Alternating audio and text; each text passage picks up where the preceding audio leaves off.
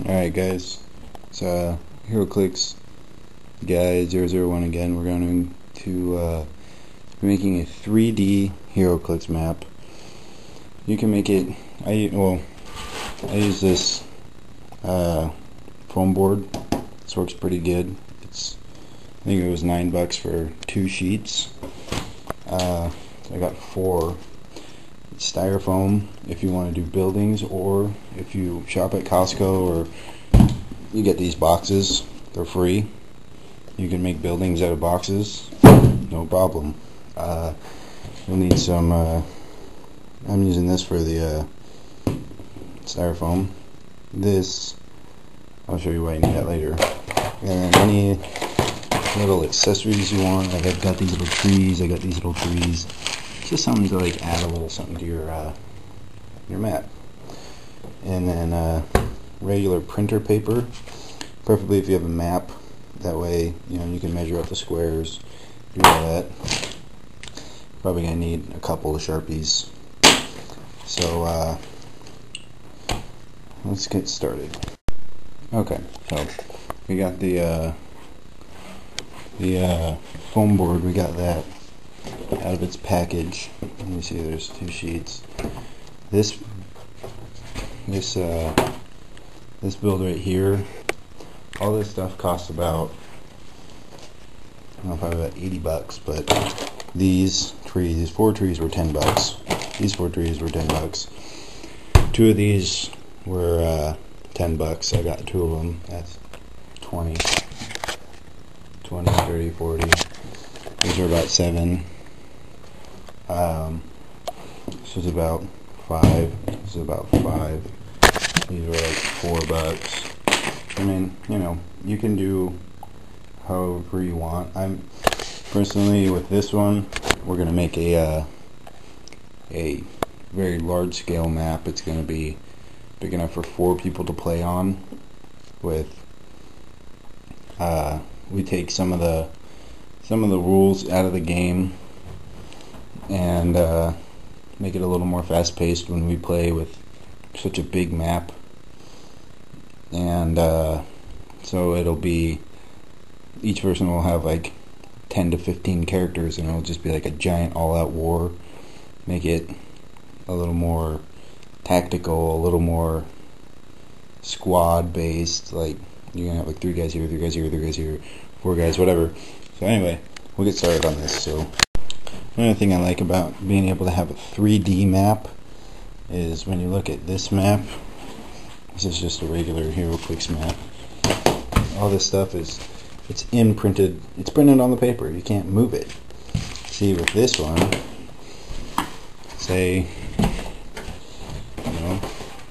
here's my map.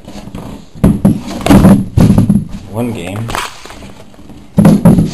here's a building. The next game, you could have the building be right here. You could have it over here. You could place it all different, so it's different every time. So the theme for this map, we're going to do a city street. It's going to be intersected 4 ways. It'll be big enough for 4 people to play on. So you're going to have, it's going to be like that, and a square, and you're going to have something over here, something over here, something over here. So you're going to have like buildings, and then the street. And along the street you'll have like fire hydrants, manhole covers. There'll be like a statue, so it's stuff you can actually throw at the opponent. So first thing we're going to do here is buildings.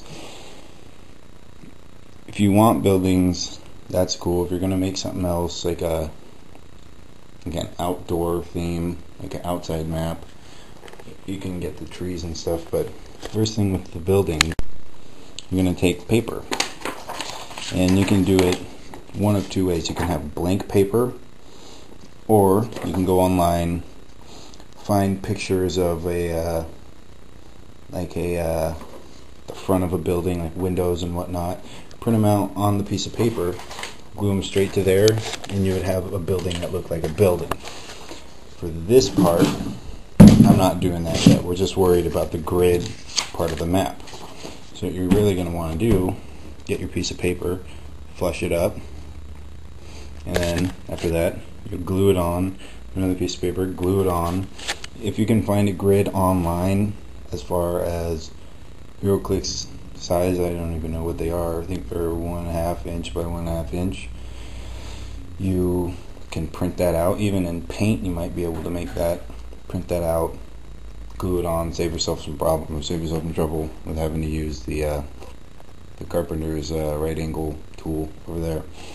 So as you can see, what I did here, took the piece of paper, put some glue on the cardboard, put the piece of paper on there, let it dry. You can glue down the sides or cut them off, whatever you want to do.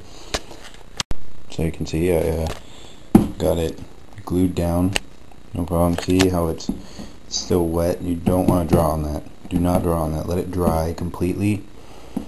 And because if you get that wet and put the Sharpie over it, it'll tear it and it'll look shitty. Anyway, it doesn't look perfect right now, and honestly it looks kind of shitty anyway. But I mean, like I said, you can might even be able to like staple it. You could use a glue stick. It wouldn't show up as much. I mean, that would probably be even smarter to use a glue stick. But like I said, this is one way to do it. This is free. You don't have to pay for it. I mean, if you got a printer, you got printer paper. If you go to Costco or buy anything in a box, you got a box. So this is just a more of a economical heroclix or any other tabletop game that you want to build a custom map for that's 3D that you and your friends can play on. So anyway, as you can see, we got this, just the top part. This is what we're worried about right now, just the top part. This is where the grid's gonna go. The front, the front, you can do any way you want. You can make it, you can print pictures, you can draw it yourself, it doesn't matter. This is just, like I said, the cheap way, economical way to do it. This won't cost you more than a trip to Costco. So yeah. So as you can see, paint on this one, I put it too much, so on this one, what you do, you just kind of put the paint down, smear it with your fingers. If you're using white glue or Elmer's glue, smear it with your fingers first to get it thin.